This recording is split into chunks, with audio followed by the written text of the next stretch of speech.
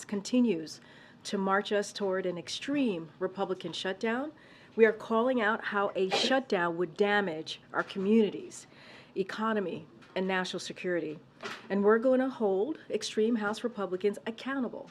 We're going to hold them accountable for the reckless cuts they are demanding as a condition for keeping the government open. With that, I'm looking forward to having the Secretary back here again to give you a laydown of the impacts and to talk about what the extreme Republicans, what they're about to do is going to really impact families and Americans across the country. If you think about it, the risk of vital nutrition assistance for nearly 7 million mothers and young children who count on WIC, prevent farmers from being able to access new loans, and delay housing loans for rural families. And that is what we're looking at if this shutdown, this Republican shutdown occurs. With that, Mr. Secretary. Right, thank you. Well, good afternoon, everybody. It's certainly a pleasure to be here today. I think most of you probably understand and appreciate that the work of the Department of Agriculture spawns a number of mission areas. We are not only responsible for supporting farmers, we also ensure a stable food supply. And we also provide nutrition assistance, vital nutrition assistance to millions of Americans. That's why it's so difficult to face where we are today with an extreme House Republican effort to recklessly steer our government towards a preventable shutdown that would put many of the critical services that we care about deeply at USDA at risk. I know about this firsthand because I was Secretary of Agriculture during 2013 when we had a shutdown. And I remember then the needless challenges and disruption that it caused. So today I thought it would be important to highlight some of the impacts of this extreme Republican shutdown, what impact it would have on rural Americans, farmers, families in need. Let me start with WIC. WIC is a program that impacts and affects over 50% of all the newborns in this country. Nearly 7 million pregnant moms, new mothers, and young children count on WIC every single day to receive support, nutrition assistance support. With a shutdown, what we would see across the United States is a denial of those benefits and opportunities. In some cases, it would be literally within a matter of days after the shutdown. In some cases, it may be, in some states, it may be literally in a matter of weeks. But clearly, during the course of a shutdown, millions of those moms, babes, and young children would see a lack of nutrition assistance. And it's not just the WIC program, as important and significant as that is. It's also about our farm economy. Now is a time when farmers are harvesting their crops, and they're seeking marketing loans, which allow them and assist them in ensuring that they get a decent price for their crop. When we have a shutdown, Farm Service Agency offices in virtually every county of this country shut down, and those loans are not available. It's not just about farm loans. It's about newlyweds who have decided to purchase their first home in a rural small town. Perhaps they're getting a loan guarantee from a bank that is guaranteed by USDA, or perhaps they're getting a direct loan from USDA to be able to purchase that home. With a shutdown, those loans don't take place. And it's conceivable in those circumstances, not only are they not able to close the loan, it's also conceivable that they may lose the deal. So this is a matter of real consequences when we are faced with a shutdown. It's not just about rural America, it's also about our natural resources. As you probably know, the USDA is responsible for maintaining 195 million acres of national forests and grasslands. These are often places where people go to recreate. And when they do, they provide tourism dollars to communities in which they are going and spending time. When we have a shutdown, those national forests shut down and they're closed. And so those family trips don't take place, and those tourism dollars are not spent, and the jobs they support are at risk. It's not just the services that go to the American public, it's also those who work for USDA. Now, we anticipate and expect that more than 50,000 of those who work for USDA will be furloughed. And when they're furloughed, it means that they don't receive a paycheck. Because they don't receive that paycheck, their local economies get impacted and affected. And I could go on for some time, but the reality is that when there is a shutdown, we're looking at a significant disruption of the lives of millions of Americans. Republicans have called for a CR, and I'll just say two things about that. It just is basically carrying forward the extreme cuts that we see and saw in the budget that was proposed in the House Ag Appropriations Committee. At the time, I said the budget was pathetic, it was punitive, and it was petty. And I would say that that also continues to be the case. Not only do we have the WIC initiative that wouldn't be funded, but we're also looking at the failure to fund the firefighter fix, which puts at risk the firefighting staff necessary to combat the nearly 44,000 fires that we've already experienced in the western U.S. Today. So I'm here today to suggest that there are real consequences to real people in a real way when there is a shutdown, especially one that ought not to happen. And I'm hopeful that at the end of the day, it doesn't happen. Once there is a shutdown, how long can you keep nutrition assistance going? To make sure I understand your question, the SNAP program, the Supplemental Nutrition Assistance Program, will continue, at least for a month of October.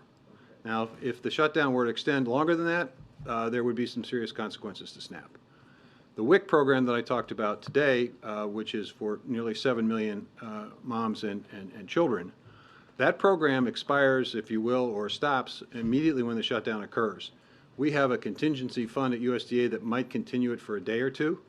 Some states may have leftover WIC benefits that have not been spent, which could extend it for a week or so in that state. But the vast majority of WIC participants would see an immediate reduction and elimination of those benefits, which means the nutrition assistance that's provided would not be available. Go ahead, MJ. Is there any scenario where, if there is no deal and there is a government shutdown, that the administration could explore the possibility of exercising any authority to extend the funding of the WIC program past the 1 or 2 days that you just mentioned? There is no authority. It is unlike the SNAP program. We don't have that capability, at least for a period of time with SNAP for a month or so. If we have a shutdown, WIC shuts down, and that means the nutrition assistance to those moms and young children shuts down. Thank you. You mentioned a government shutdown could harm farmers and prevent them from accessing new loans. Help us put this into perspective for Americans. At the end of the day, what should Americans expect? Could this even lead to higher food prices, for instance? What it leads to is a tremendous amount of stress for those farm families. Just to give you a sense of this, many farm families require off-farm income to be able to keep the farm, and oftentimes they need that loan, that marketing assistance loan, to be able to make sure that they maintain the farm. So it puts at risk the small and mid-sized farming operation in terms of their ability to get credit when they need credit, their ability to pay their bills when they need to pay their bills, the ability to make sure that they can harvest their crop. If they can't harvest the crop or they don't get the marketing assistance loan, then they're in a situation where they don't profit. And if they don't profit, they risk losing the farm. So it creates a tremendous amount of stress. For what reason? There's no reason for this shutdown. At the end of the day, we had a deal that the Senate passed with a majority of senators, a deal that passed the House with a majority of not just Democrats but also Republicans voting for it. A deal's a deal. And, to me, there's no reason for us to be even having this conversation. Thank you, Mr. Secretary. Over the weekend, the President mentioned that food safety was also at stake. So can you give us some examples of how during previous shutdowns the absence of food and environmental inspections impacted public health? Well, I think you would want to visit with the folks at FDA. You need to understand that our food safety responsibilities are divided. The USDA has responsibility for meat, poultry, and processed eggs. FDA has responsibility for everything else. I can tell you that in terms of meat, poultry, and processed eggs, we will continue to have food inspection. But that may not necessarily be the case with the FDA. So I think you want to talk to the FDA. I'll show you how silly this is. If you order a pepperoni pizza, we're guaranteeing the safety of it because there's meat on that pizza. If you order a cheese pizza, you're looking at FDA. So are not all food inspectors considered essential workers, just ones affiliated with meat Well, and? I can't speak to what HHS does or what FDA does. That's why I think you should visit with them. But our inspectors will be on site. But here's where there is a potential problem. And that is, if there is a situation and circumstance that requires lab analysis, well, no, that's a different story. So, that may impact and affect our ability to detect animal diseases as quickly as we need to, which in turn could affect the supply of food. So it's complicated, but our food inspectors will be on the job. On the potential 50,000 furloughed workers, do you know where those workers, what programs those would be impacted on? Do you know who we're looking It's at right across the now? board. It's in every county of the country. We have a presence in every county of the country. So it's going to impact and affect literally every county in the country. It's FSA offices, it's rural development offices, it's NRCS conservation employees, it's some of the Forest Service employees, it's a lot of the researchers and people who work for the Agricultural Research Service, ARS. It's administrative staff. You can have people working on the job, but if you don't have the administrative people behind it, the job doesn't get done. It's incredibly disruptive. Incredibly disruptive. And then on another deadline in Washington, how confident are you that a new farm bill will be passed by the end of the year, or is an extension more likely? Well, I know that I think that the chair and ranking members of both committees are working hard to get this done. I would say this, in order for it to get done, it's important for them to understand the importance of using all the tools that would be available for all of the challenges that they face. Not just the farm bill, but the budget. When you undercut and underfund the budget, as some are proposing, cutting it by as much as, in some cases, 20, 30%, you undermine the ability of any farm bill, regardless of whether it's passed or not, to be implemented. And so our challenge at USDA is to provide technical assistance and help to get them to yes. And that's what we're doing. We'll continue to work. Our hope and belief is that the farm community and rural areas need certainty and consistency. And we'll do everything we can to make sure that this thing gets passed as quickly as it can. But it's pretty tough to do if there's a shutdown. Good analysis. You can't do it. Thank you, Mr. Secretary. A follow-up on that is, to what extent would a shutdown affect the ability of your leg affairs folks and maybe negotiations with the Hill on the Farm Bill? Could the Farm Bill reauthorization be delayed because everyone is dealing with the consequences of a shutdown? So here's how it works. Some senator or representative has a great idea about how they might be able to solve one of the problems they're trying to solve with the Farm Bill. They call our office for technical assistance. The phone's not going to get answered because no one's there. Why aren't they there? Because we're in a shutdown. That's why it's so ridiculous for us to even talk about this. We need to get, the speaker needs to do his job. He fought for it. He negotiated for it. He needs to do the job and get the job done. Go ahead, go. Thank you. Switching gears to a slightly different topic, has the Department of Agriculture seen anything in the purchase of farmland by Chinese corporations or Chinese nationals that would suggest a threat to national security or food security, or are those concerns that we've increasingly been hearing about, are those overblown? Well, I think there's concern, as there was in the North Dakota circumstance, where the Chinese interest was purchasing land near a military installation. I think there's legitimate concerns in that space, and I think that's one of the reasons why we've articulated the need as a department to be more engaged in the CFIUS process. I would also say that I think there's work to be done to give us the tools to be able to do an even better job of ensuring that we know when these transactions take place. It's complicated, but every county has their county recorder. And on any given day, somebody may walk into that recorder's office and file a deed, and there's no way of knowing precisely whether or not that is a Chinese purchaser. So we would, we need to work on how we might be able to collect the information and be able to analyze that information in a timely way so that we would determine whether or not a threat exists or not. So it sounds like you're not confident in the current system as it's set up to necessarily monitor. Well, it's not that I'm not confident, it's that I think we could be, I think we're confident in the job we're doing today, because we are able to identify circumstances, as was the case in North Dakota. I think that if folks are looking for a foolproof system so that nothing gets through the cracks, then I think there are ways in which we can be helpful, and we can improve that process. Being part of CFIUS, I think, is part of it. Being able to collect information in a way that allows us to go a little bit deeper and a little quicker would be helpful as well. We're going to wrap it up.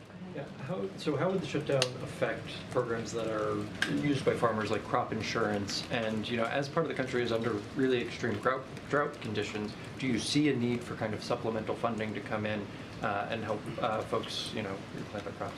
Well, I think there are certain circumstances where, notwithstanding the fact that we have a pretty good safety net, that there are some types of crops that would need a little bit of additional help. Florida and Georgia in particular, I think of two states where there are significant needs and challenges. Fortunately, the shutdown does not impact and affect crop insurance, but a failure to extend the farm bill or get a farm bill done could, which is why we don't want to shut down, so they can work on the farm bill to get it done, and we don't have the disruption to the WIC program, the firefighters, the farm loans, the home loans. I could go on. I could spend and she would probably want me to do this, to spend all of your time talking about it. But the point of this is, it's very simple. There are real impacts. There are real impacts to real people on a daily basis when Congress and the House and House Republicans don't do their job.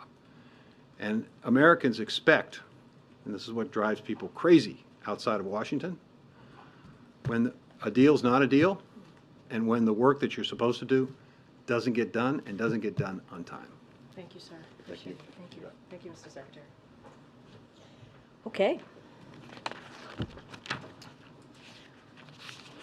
Just two quick things.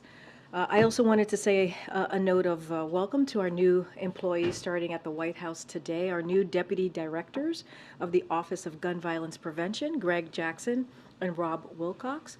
This is all on the heels, as you all know, of this historic announcement that the President and the Vice President made just on Friday.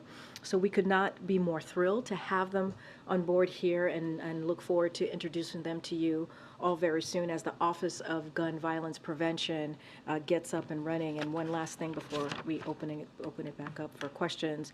As you all know, today is Jewish communities in the United States, Israel, and around the world are observing a sacred holiday.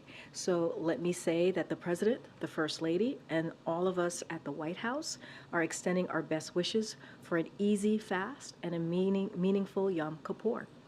And with that, Will, you want to kick us off? Sure, thank you. I have two things. Why did the White House choose to have the President take his latest COVID booster out of public view? Isn't this a time when, given the promotion of boosters and how important they are, that the public might want to see the President have? Yeah, so I think you all saw the physician's memo, his report on Saturday. So certainly, if you haven't, you should take a look at it. So the president got his vaccination. As you know, he has an incredibly busy schedule. He got his vaccination as the earliest moment that he could, and that's what we were able to do. That would work in his schedule. So that's what happened last week. And certainly, we are, as you just laid out in your question, we are certainly engaged in a robust campaign, and it is incredibly important to us that we encourage the public to get vaccinated. That has been the way that we have moved forward when we have moved forward with this comprehensive kind of vaccination program that the President put forth from the beginning. And so, it doesn't require photo op of the President to be doing that with a presidential photo op, to be more clear. So we thought that we needed to get that done, get that on his schedule. We did, and doesn't stop us for having a robust engagement with the public to make sure that we get it across the importance of folks getting their vaccines, not just the updated COVID vaccine, but also RSV and also the flu shot. And the second one, changing topics. Yeah, go ahead. Is the White House working with the Senate on a clean CR? Is there any reason for optimism on that? Look, I'm going to be very clear, as I was on Friday, as Secretary Vilsack was very clear, even before he walked out of the briefing room, which is, look, this is something for House Republicans to get done. This is a deal that the president made with Republicans back in May. And a deal is a deal, as we've been saying. This is something for them to fix. And so they have to get this done, not because of us, not even because of the deal with the president, but because of the American people. We just heard the Secretary of Agriculture lay out what will happen to women and children, 7 million women and children who are part of the WIC program across the country, 7 million, if this shutdown happens. And this is indeed a Republican shutdown. So they got to get to it, they got to fix it, and they got to stick to the deal that the president made with them earlier in the summer. MJ, welcome back. Thank you. It's good to be back. I know that you got a number of questions about Senator Menendez on Friday, but now that the senator himself has said that he is not going anywhere, and given that President Biden is the leader of the Democratic Party, does the president believe that a person who is facing allegations that are as serious as the allegations confronting the senator, that there is any place for somebody like Senator Menendez in the Democratic Party? So I'm going to be very clear. This is a serious matter. We see this as a serious matter. I think, and we believe, the senator stepping down from his chairmanship was the right thing to do, obviously, the right thing to do. As it relates to anything else, any decision that he has to make, that's certainly going to be up to him and the Senate leadership to decide. But of course, we see this as a serious matter, and I'm just going to leave it there for now.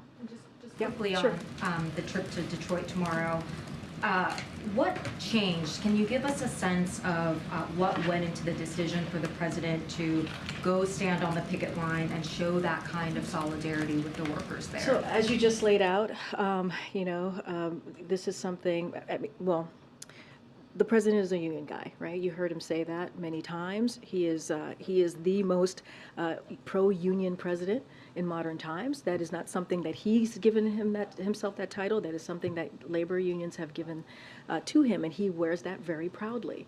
And as you all know, the president of UAW invited him to attend, and he accepted. But look, this is a president that's made very, very clear that he believes that corporate profit should lead to a record UAW contract. Before the strike even occurred, he made public announcements about this. He spoke to the parties on both sides of this.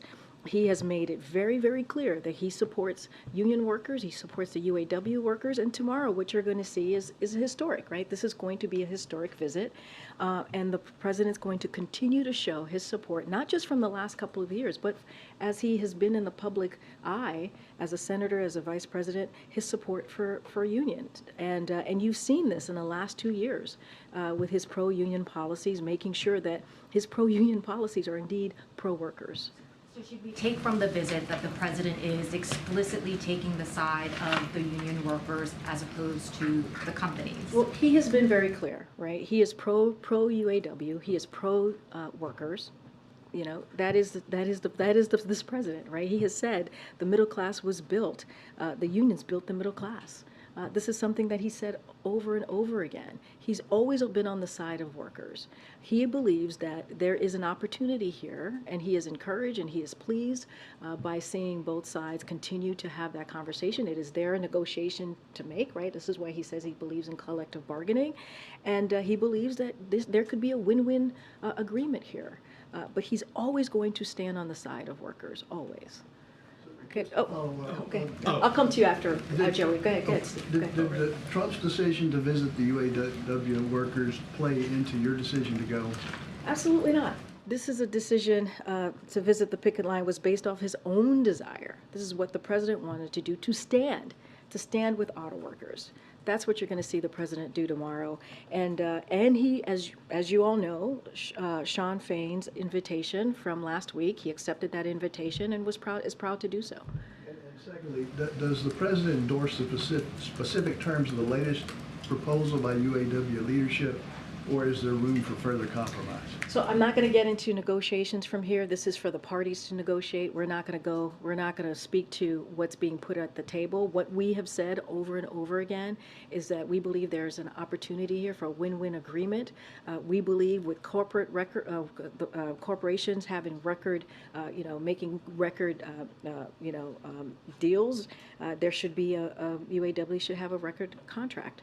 And that's what the auto workers deserve. That's what workers deserve more broadly. Okay, Joey. Yeah, did President Biden reach out to the auto companies to notify them that he would be going to join the picket line with UAW? I don't have any readouts of any calls that was been made regarded to this as it's related to the companies. As you know, we have said many times before that he has spoken to the companies. He's spoken to all parties. As you know, we have two members of Gene Sperling, a member here of the White House senior advisor, and also, as you know, the acting secretary, Julie Sue, have been in touch, in regular touch with all parties as they are negotiating this process. But we are, I don't have anything to read out except that the president was pleased to accept the invite that was given to him, that was provided to him by the president of UAW, and he is always going to stand by the side of workers. And can you provide us some more information on the details of the format of the event? Is he going to be speaking? Is he going to be, what exactly will he be doing, and where in Wayne County, Michigan, is he going to actually be going? So don't have any specific details at this time. Look, this is going to be a historic trip. That's going to underscore the president is the most pro-union president in history, and so that's what you're going to see. He's going to be going to join the picket line, standing in solidarity with the men and women of UAW. That is important for the president, he believes, to do. And as they continue to fight for a fair share of the value they helped create. If you think about what the record these corporations, kind of the record profits that they've been able to make, they believe, and we believe, that they're owed a fair share of that. Thanks, Karine. Just to clarify, since President Biden will be making this trip, does this mean he supports the 40% pay increase and 32-hour work week? I'm not going to get into the details of what's being negotiated right now on the table with certainly with the parties. What we're saying is that we support the auto workers. That's what you're going to see with the president tomorrow. This is a historic event, a historic trip. And this continues to show how indeed this president is the most pro-union president in history, and he stands by the side of workers. This is what you're going to see tomorrow. And separately, the White House has made it very clear that it's on Republicans to avoid the government shutdown, not on the White House, but our latest polling shows that a higher percentage of Americans would actually blame the shutdown on the president and the Democrats, not on Republicans. Why do you think that is, and should the president be out there speaking more on this issue? We're going to be very clear. This will be a Republican shutdown, right? This is extreme House Republicans who have made it very clear that the chaos that we're seeing in the House, they are marching us towards a government shutdown. That shouldn't be happening. This shouldn't be happening. This is the job of Congress. One of the basic jobs of Congress is to keep the government open. A deal was made. I mean, I can't speak to your polling, but what I can speak is to the facts. The facts is a deal is a deal. It is up to them to keep the government open. This is something they can do. They know how to fix this. And it is an extreme part of the Republican Party that is holding this, because they want to ram through extreme policies. That's going to hurt the American people. So we're going to continue to be very clear about this. We've talked today about the food safety. You've heard me talk about education, housing, law enforcement, Meals on Wheels, Head Start. So much more will be affected by this if the shutdown, this Republican shutdown happens. So we're going to continue to be very clear about it. And it is, it is something that they can fix. They can fix this. But does it show that the president needs to be messaging more to the public about this? I mean, look, the president was very clear early this summer when he put this deal together, a bipartisan deal that 2/3 of Republicans voted on. And that's what the American people want to see. We saw that in the midterms, right? That's what they want to see us continue to work in a bipartisan way. That's what the president did. Now we're going to continue to be very clear. This is a deal that they all agreed upon not too long ago, just a couple of months ago, and now they can't stick to the deal. So we're going to be asked the question, we're going to answer it straightforward, we're going to lay out the facts, but this is sort of something for Congress to fix. Right. I want Dave, to. you're up front today. Yeah, I am. Okay. First time, first seat. Good to see you. Good to see you. I want to press you a little bit on what you just said. You said that the president supports the auto workers. Does that mean that the president is siding with the auto workers over the auto companies? What we're saying is we're not going to get into the negotiation, right? This is, when it comes to the negotiation, that is something for the parties to decide on. That is something for them to discuss. But me saying that the president supports the auto workers, that's not anything new. When we're talking about a president who is the most pro-union president in history, it is nothing new for the president to stand by the workers. That is nothing new for the president to say, I'm going to stand by the men and women of UAW, make sure that they get their fair share, make sure that they get a win-win agreement here. We believe this agreement can be a win-win agreement for all. So, but we're not going to get into we're not going to litigate the specifics of the negotiations. Following up on that, though, a strike could have potentially huge impacts for the economy. According to NBC News polling, 37% of registered voters, just 37%, approve of the president's handling of the economy. He's at a 56% disapproval, the highest of his presidency, and 74% of registered voters say they have major or moderate concerns about the president's age and mental fitness. How troubling is that?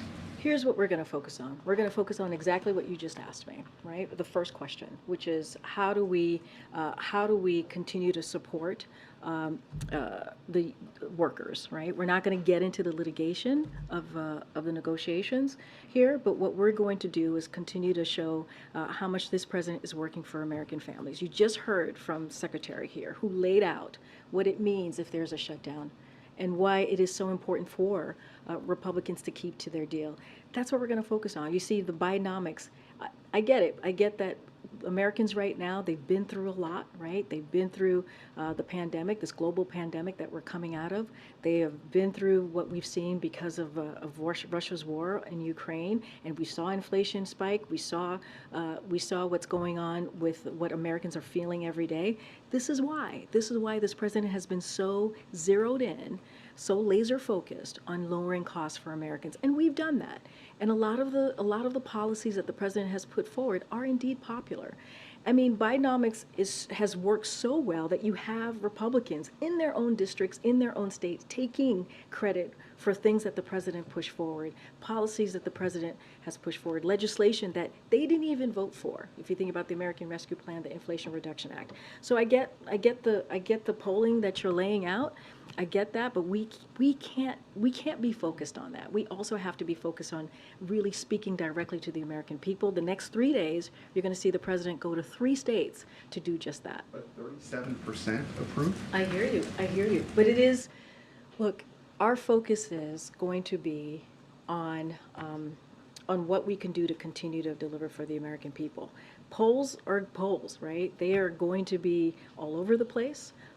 They're going to, they don't tell the whole story, actually. And that is just the way a poll is. What we're going to focus on is how we can continue to do the job that the president promised that he would do, is make Americans' lives a little bit better, give them that breathing room. I'm going to go around. I know I always forget to call on this side, so let me call on you. Go ahead. Thanks, Karine. You just said the president doesn't want to get into the specifics of the negotiations, but is he perhaps interfering in these negotiations by, visiting the picket line tomorrow? We're not going to get into. We never get into, into the specifics of negotiations. Not in public. We're not going to do that. That is something, for the parties to decide on when it comes to negotiations. We've always been very clear about that. They're meeting, they have negotiating, and we are pleased to see that. When it comes to the president going to the picket line, he's doing it because he wants to stand in solidarity with the workers, which is something that this president continues to do and has done for the past several years, is stay on the side of workers. And you see that. You see that with his policies, and you'll see that tomorrow. And one quick On COVID, there are a lot of people who are struggling to get appointments. There's confusion with insurance companies.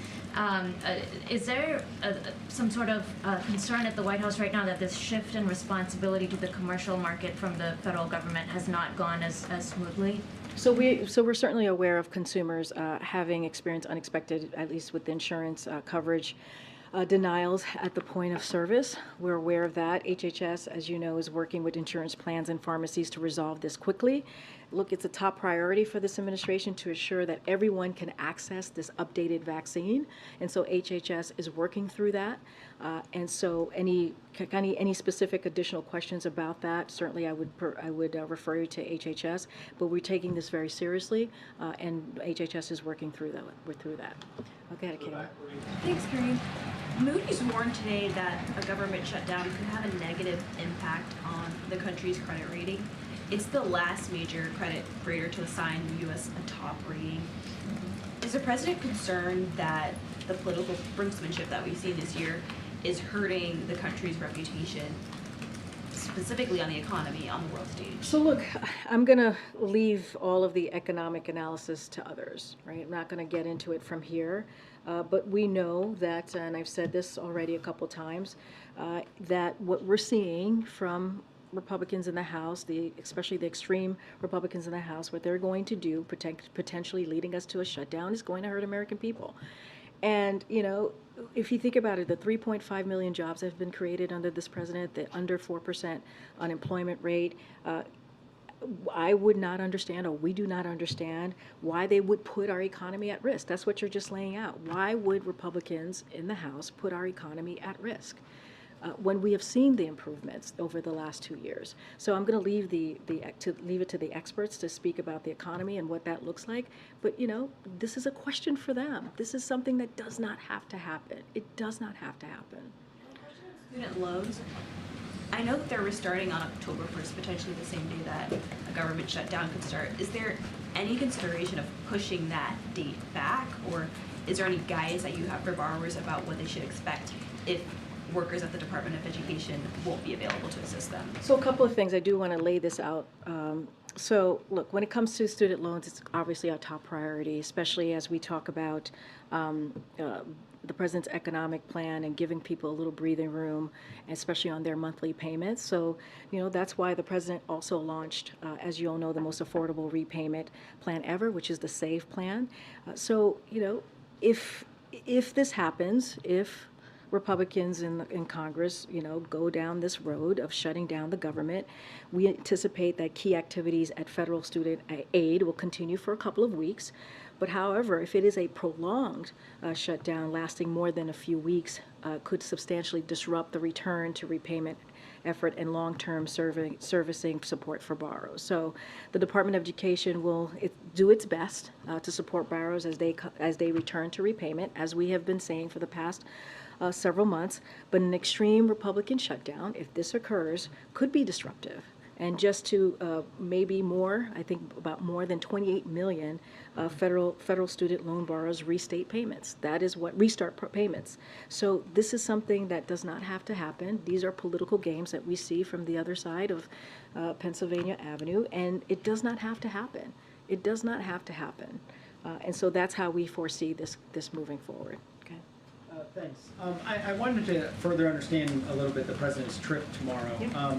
It seems like by going to stand with workers at a picket line, the president is literally standing with them in the terms that they're seeking in the contract dispute. But when you're asked about some of the specifics of that, you seem to be saying you guys don't want to get into the specifics of the dispute. So is he not standing with them on the terms with which they're trying to negotiate? I mean, to be very clear, he is standing with them to make sure that they get a fair share. That is what he's standing with them on. He is standing with them, and we've said this, that they get the record profits mean a record contract for UAW. That is why he's going. That is what he's standing for. Now they're going to negotiate what that looks like for them, right? That's what they're doing right now. That's what collective bargaining is all about, right? They're going to talk it through what a win-win agreement looks like. But what we definitely agree on is that they deserve a fair share. Right? They deserve a fair share of the value that they helped create, That's what the president is saying. But the details, the specifics of what that looks like, what makes both sides happy, or anything in those at the negotiation table, that is for them to decide. That is for them to decide. But it seems like he's taking away some past presidents have been an arbiter between two sides that are in conflict. It seems like by going to the picket line, he's not an arbiter between the two sides. He's choosing a side by standing But with we the have union. said over and over again that this is the president that stands with union workers. This is. Right, but that's why it's confusing where you're How, saying, there's like, no, it's not, we're not going to talk about the terms I of it. disagree. It is not confusing. What he is saying, and we've been very clear, he stands with union workers. He stands with the workers. He has said, and they have said, he is the most pro-union president in history. And that is what he's doing. He is going to stand in solidarity at the picket line with the workers. Now, they are at the table. They are at the table trying to figure out what this agreement is going to look like, right? They are going to decide the specifics of that agreement.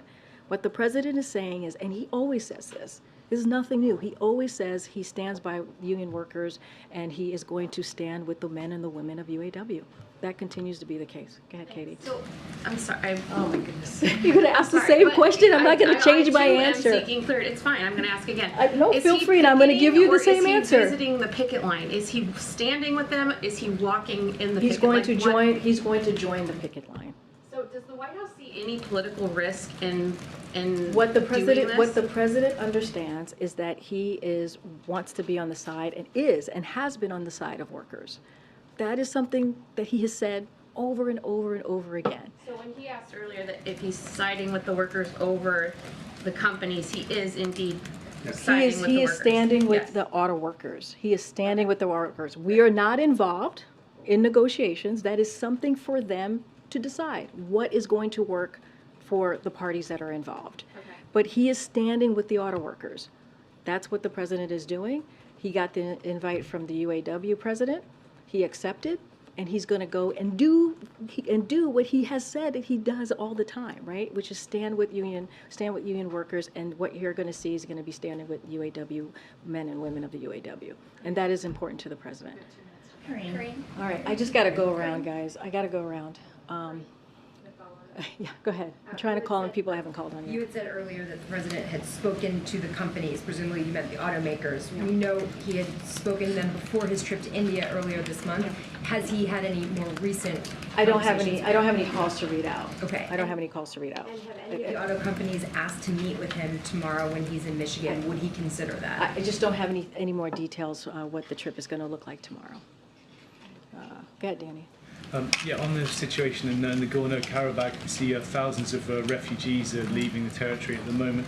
How concerned is the president about this? And Armenia has said that this amounts to ethnic cleansing. Is that a term that the president would agree with? So we certainly are watching closely the reports. This is something that I would have to refer you to my NSC colleagues to give you any update on. Certainly it is concerning, but this is something that they're keeping an eye on closer than we are here, and so they'll give you an update specifically. Go ahead. No, go ahead. Myself. Yep. Thank you, Karine. I just wanted to ask you about the situation on the southwest border. As we know, some cities are claiming that they're a breaking point with regards to the humanitarian crisis that is ongoing down there. I know that there was an agreement signed with Mexico over the weekend. I wonder if the administration is in touch with these cities down on the border and if there's other actions that the White House is considering to address the issue that is taking place down at the border. So I'm going to have to point you to the readout from CBP, as you just mentioned. They issued a readout of their conversation with the Mexican government over the weekend. So regarding their engagement, so certainly would have you reach out to them, and they could lay out specifically how that engagement went, and also refer you to the readouts more specifically as well. Karine. Okay, go ahead. Thank you. So, in a recent meeting with the Prime Minister of South Korea, Xi Jinping expressed his support for resuming annual trilateral summits with China, Japan, and South Korea. I was just wondering if the administration has any comment on that development. And then additionally, recently the Japanese Prime Minister replaced both foreign and defense ministers. Is there any concern that this could impact the U.S. ROK-Japan partnership, especially given that it's happening so soon after the trilateral summit? So to your first to your first question, I certainly would refer you to Japan and ROK for specifics of their plan for the trilateral cooperation with the PRC. So that is something that I would refer you to.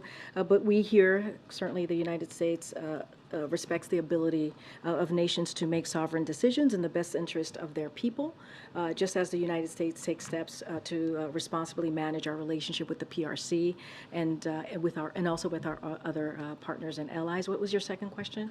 This is about the Japan. Yes, recently the Japanese Prime Minister replaced both his foreign defense ministers. I was wondering if there was any concern about how that could impact the U.S.-ROK Japan partnership. So first, I would refer you to the government of Japan on any personnel decisions that they've made. Look, you saw the relationship continue to deepen and grow just a couple weeks ago now at Camp David when there was a trilateral summit, which was historic and truly important. And so we're going to continue to work closely with our Japanese counterparts to enhance that relationship. So that certainly has not changed. We have to go. Sorry, we have to go, guys. All right. Go ahead. Thank you, Karine. Real quick. Go ahead. Thanks. Has President Biden had any engagement with House Republicans about the shutdown?